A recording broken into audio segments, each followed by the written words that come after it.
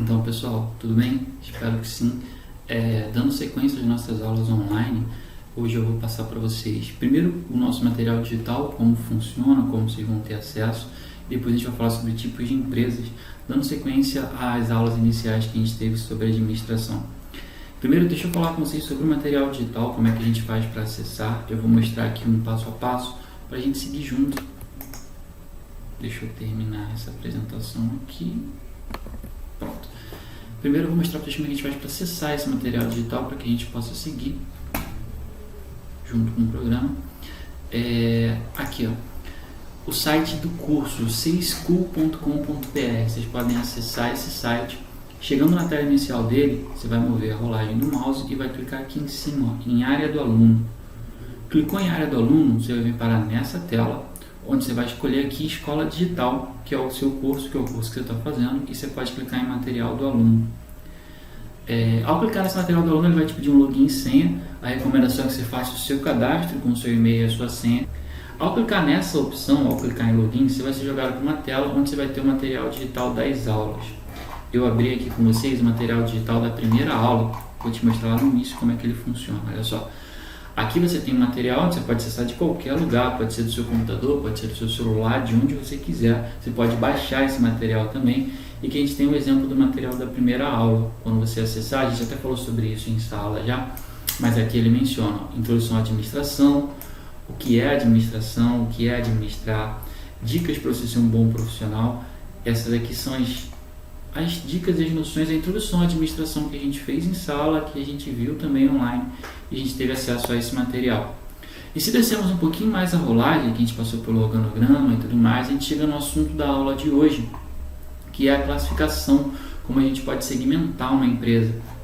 Estamos aqui embaixo e esse vai ser o tema da nossa aula de hoje. Bolei para vocês uma apresentação no PowerPoint que também vai ficar disponível abaixo no vídeo. Você vai ter o link para você acessar e baixar essa apresentação para você também ter esse material.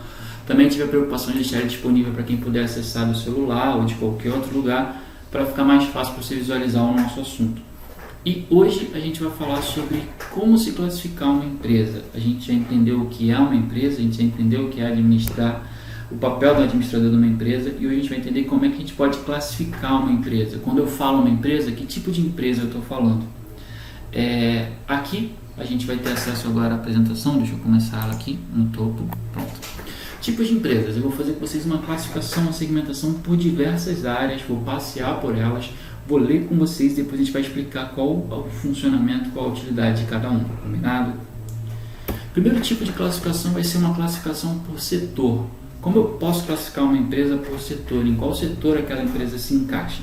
A gente tem aqui listados os 4 setores principais onde uma empresa pode estar enquadrada. Primeiro setor, o mais fácil de todos, é o setor comercial. Se enquadram nesse setor empresas que comercializam determinados tipos de produtos, como lojas de vestuário. Então, basicamente é o seguinte: se eu abrir uma loja de roupa, eu vou no meu fornecedor, pego a roupa, coloco na prateleira, o cliente chega lá e compra. Eu sou dono de um comércio. Comércios são empresas que pegam produtos previamente industrializados, colocam em suas prateleiras ou no que for e vendem. Então, se eu não fiz aquele produto, mas se eu estou comercializando ele, eu me encaixo no setor de comércio. Segundo setor é o industrial. Fazem parte desse setor as empresas que produzem algum tipo de produto, indústrias de bebidas em geral, por exemplo. Vou pegar um exemplo, já que ele citou indústrias de bebida, a Coca-Cola. A Coca-Cola ela faz o refrigerante, ela produz o refrigerante. Isso faz da Coca-Cola uma indústria, uma grande indústria, por sinal. Então, se eu pego um produto e crio ele, se eu transformo a matéria-prima no que ele vai ser, seja Coca-Cola, seja uma indústria de açúcar ou de qualquer setor, eu sou uma indústria. Então, a diferença básica entre as duas é essa. Se eu fiz o produto, se eu criei ele, eu sou uma indústria. Se eu pego esse produto pronto e comercializo, eu sou um comércio. Vou usar como exemplo 2 empresas do setor privado. A primeira, a Nestlé. A Nestlé ela faz diversos produtos, desde chocolate até produtos de alimentação infantil. Isso faz dela uma indústria. Agora, um supermercado que pega os produtos da Nestlé e coloca em suas prateleiras para serem vendidos, ele não fez o produto, mas ele está comercializando eles. Isso faz dessa empresa um comércio. Essa é a principal diferença entre as duas. O terceiro ponto são as empresas do setor rural. O que seria o setor rural? As empresas do setor rural estão presentes nesse tipo de setor, empresas estabelecidas em zonas rurais, como indústrias que trabalham na plantação de frutas. Então, se eu trabalho dentro de um setor rural, se eu trabalho com plantação, se eu trabalho com criação de gado, eu sou uma empresa do setor rural.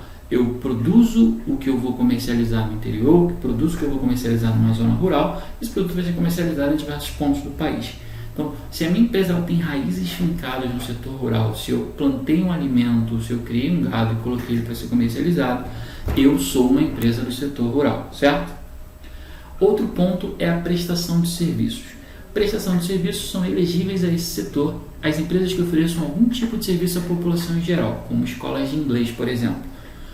No caso específico da prestação de serviços, você não está comprando nada, ela não está comercializando com você um produto. Você está vendendo um serviço e o cliente chega lá e compra um serviço. Se encaixam nesse caso, por exemplo, os cursos.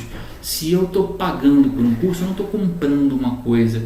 Eu estou pagando para que alguém me dê aula e eu saia de lá com aprendizado. Então, o curso é uma prestação de serviços. Se eu vou no salão de beleza e pago para que alguém faça um corte no meu cabelo, então isso se encaixa na prestação de serviços.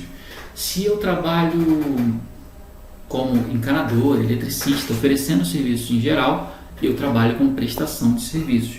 Esse é o quarto tipo de classificação por setor. A empresa vai ser separada e vai ser dividida em qual setor ela atua.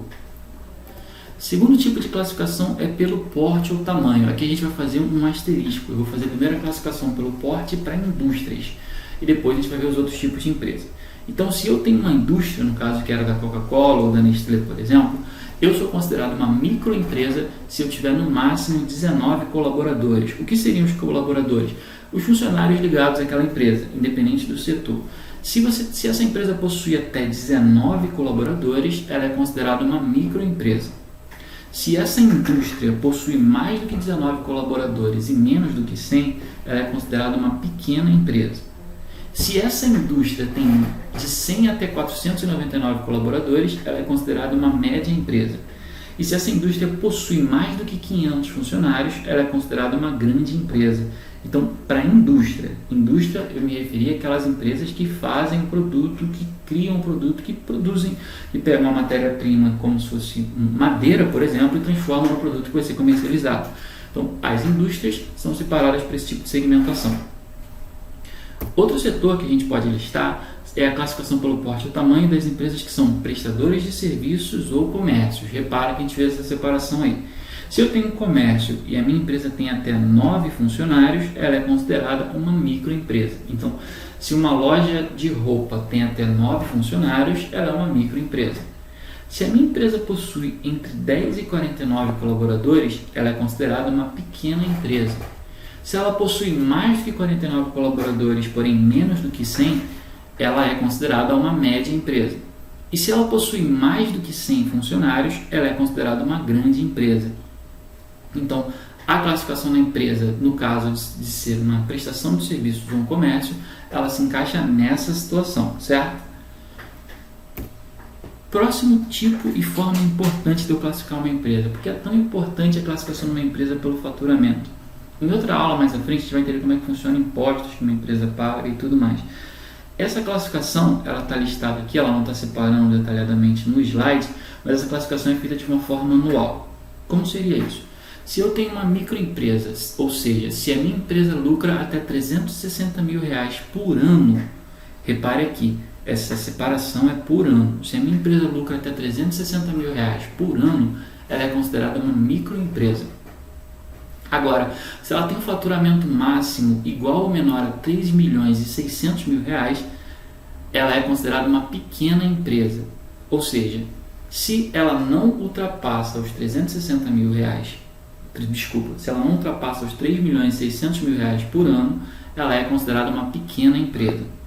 Se ela lucra mais do que R$3.600.000, mas ela não lucra mais do que R$6 milhões por ano, ela é considerada uma média empresa. Então, se a sua empresa lucra até R$6 milhões por ano, ela é considerada uma média empresa.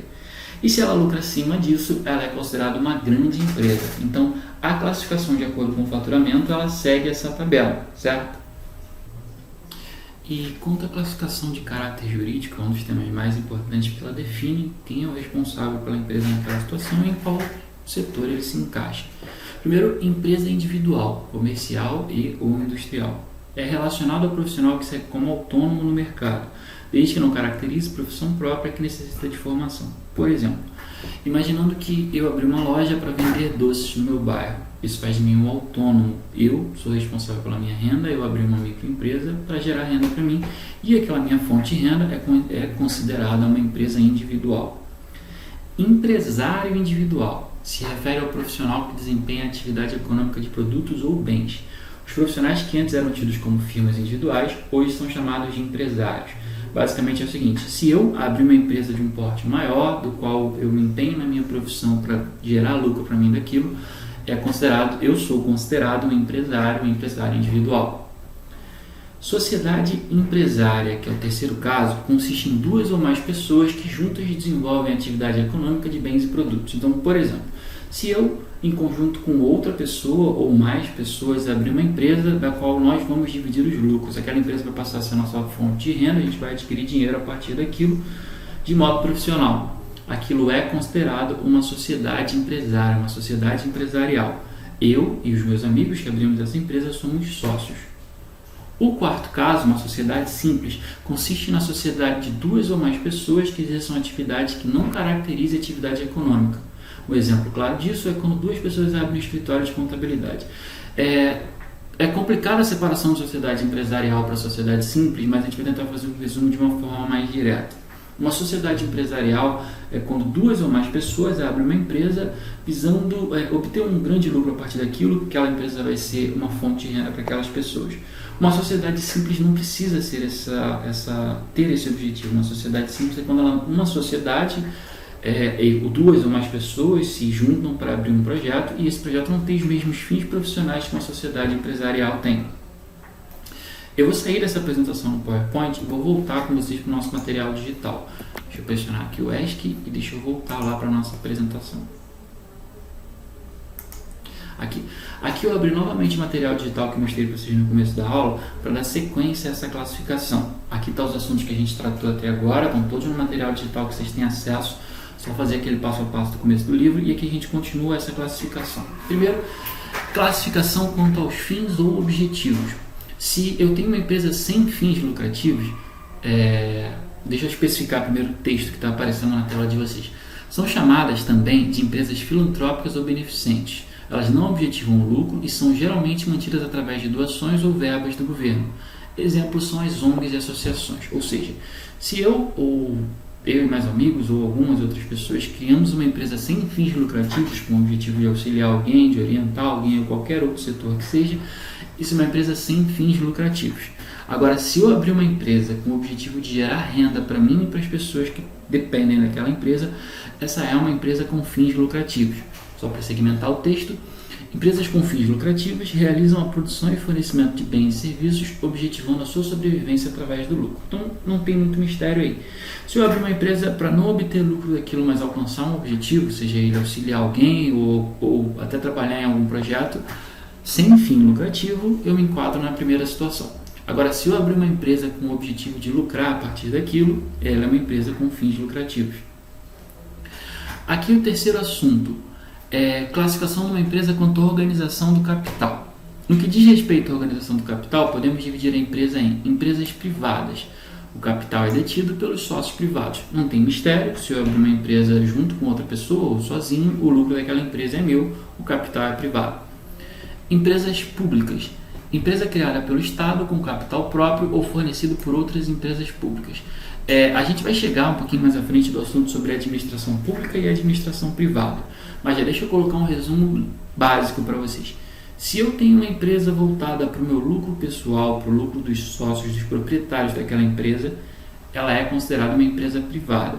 Privado é algo que é particular, é algo que é seu. Agora, se algo é administrado pelo governo, isso é chamado de administração pública. São setores e segmentos da sociedade que são voltados para a população, para o Estado em geral.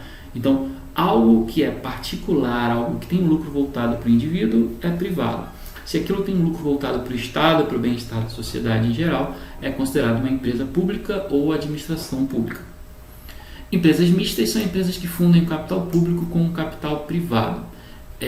Então, a definição, a segmentação das empresas passa por todos esses setores que a gente falou agora, nessa apresentação ou no final com o auxílio do material digital de vocês. Outro assunto para a gente falar sobre empresa, agora não é uma classificação mais externa da empresa, é uma classificação interna. Como essa empresa é separada dentro dela, e para isso a gente sempre tem o auxílio de um organograma.